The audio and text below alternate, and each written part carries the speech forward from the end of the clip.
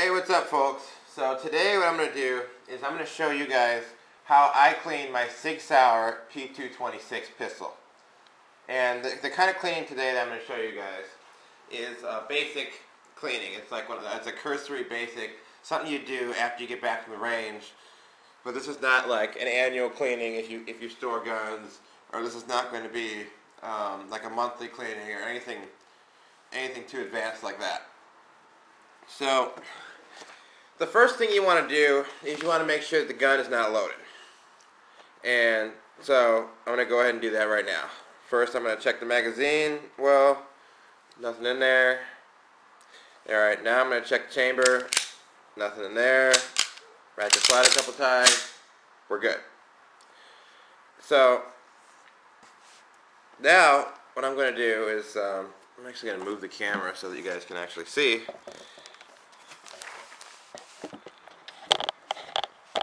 Adjust it like that. There we go. Alright, yeah, that looks good. Alright, so what I'm going to do now is I'm going to, what they call, field strip the pistol. And basically that just is a fancy way of saying take it apart. So first I'm going to decock it, first of all. And now I'm going to field strip it. In order to do that, you push the slide back, put the slide lock up, you pull this lever down, it's a takedown lever, and then you take the slide release off and you just pull it straight off like that. So now it's not completely field stripped yet technically, but that's the main part of it. Now you'll see right here the recoil spring, and then under the recoil spring is the barrel, and that's the muzzle right there, obviously. So now you take the recoil spring out, you just push in, hold firmly, and slowly let go like that. Put the recoil spring down, pull the barrel out like this, and here's the barrel. Okay, and there's a chamber back there. So now it's completely field stripped to a normal level. And what I mean by that is it's not like you can actually take apart the handle and stuff, and that's not part of a normal field strip for a P226. As you can see it here, you can see how there's dirt. It's dark down in there. I'm not sure how well you can see on the video, but there's like particles down in there from the cartridges going off at the shooting range. And so what we're going to do today is we're going to get rid of all that. You can even see right here how there's black right there. And that's from the gunpowder going off. So I'm going to try to readjust myself here so that you guys can see what I'm doing, but I can also do it properly. There we go. I think this will work better. I'll move my tools over. So yeah, basically I have a set of tools, a small set of tools for cleaning a gun. I'm going to introduce you guys to it right now. The main cleaner that I use for my gun, since I clean it pretty often, is Winchester Break Free. And this is actually, it's called CLP, and it is a cleaner, a lubricant, and a preservative, like it says in the bottle there. Hopefully the glare is not too bad. Yeah, and so basically what you could do is you could use this stuff to get the crap out of the gun, and then it kind of doubles as a lubricant and a protectant too, to kind of help the gun last. So, but since I clean it so often, I can use a product like this. Whereas, if I didn't clean it as often, or if I didn't shoot it as often, it was going to be lasting, or sitting around for a long time. I might choose maybe a separate lubricant and then a separate dedicated cleaner or something like that.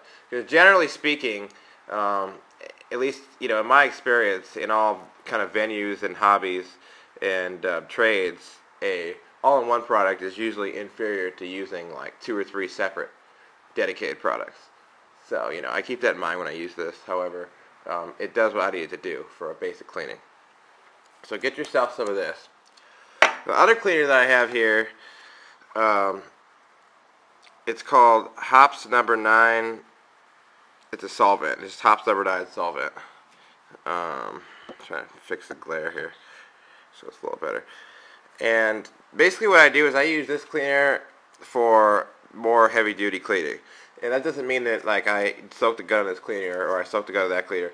What I will typically do with this one is, if there's a certain area that's particularly dirty, I'll dip one of those these little cotton patches.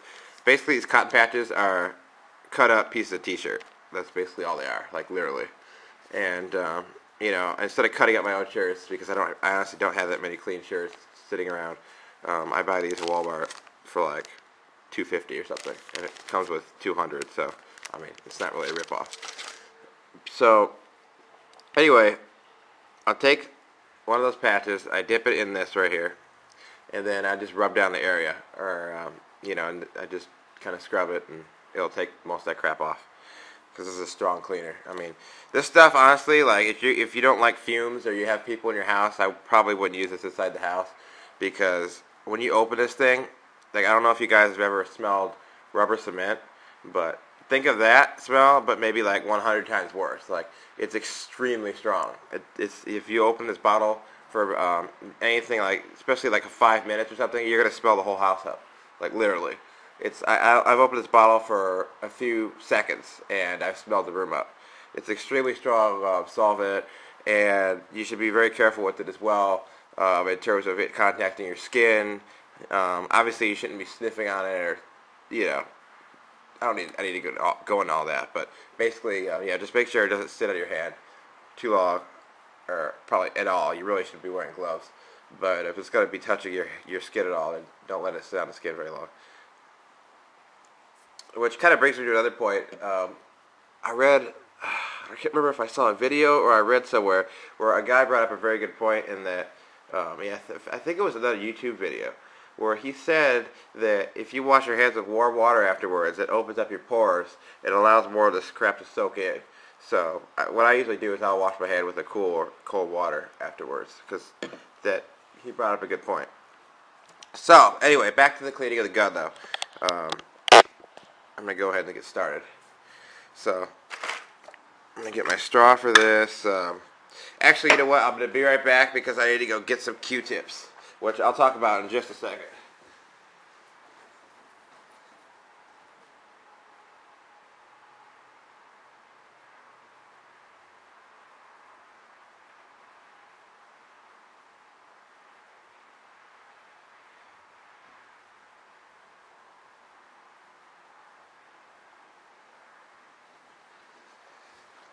Alright, so I'm back with the Q-tips. Sorry about that little delay there. Now, I was going to say one thing about Q-tips is a lot of people, or so I've heard, a lot of people kind of talk against Q-tips for gun cleaning. And the reason why is because they have those little cotton fibers and they can come off pretty easily. But I have really good eyes. And so it's not as big of a worry to me because I can control my situation pretty well. I can see where the pieces of cotton are. Before I put my gun back in service, I always make sure that the pieces of cotton are out of there.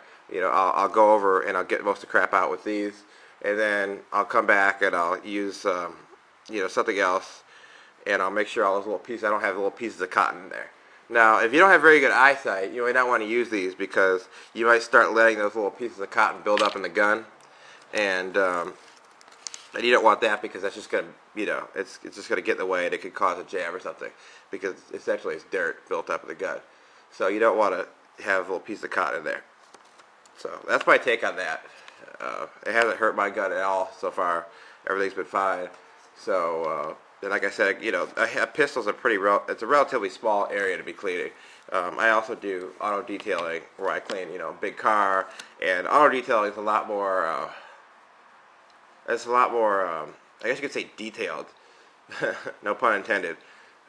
It's a lot more detailed than a gun cleaning typically is. You have to be a lot more careful because you're dealing with paint, several layers of paint.